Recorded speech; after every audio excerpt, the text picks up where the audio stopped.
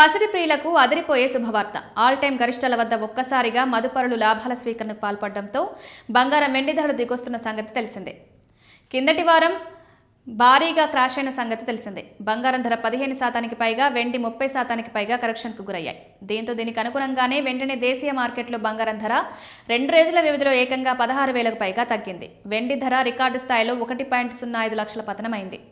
International మార్కెట్లకు శని ఆదివారాలు సెలవు. అయితే ఆదివారం రోజు బడ్జెట్ సందర్భంగా కమోడిటీ మార్కెట్లు పనిచేయగా బంగారం వెండి ధరలు అక్కడ భారీగా పతనమయ్యాయి. మల్టీ కమోడిటీ ఎక్స్చేంజ్లో గోల్డ్ ఫ్యూచర్స్ ధర 5% వరకు తగ్గి 1.43 లక్షల స్థాయికి పడిపోయింది. ఇక వెండి ఫ్యూచర్స్ ధర ఏకంగా 9% లోయర్ సర్క్యూట్ కొట్టి 3 లక్షలకు దిగువగా కూడా చేరింది.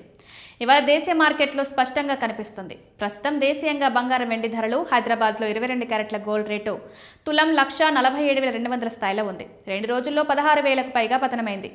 24 క్యారెట్ల గోల్డ్ ధర చూస్తే 10 గ్రాములకు 1,60,580 వద్ద ఉంది.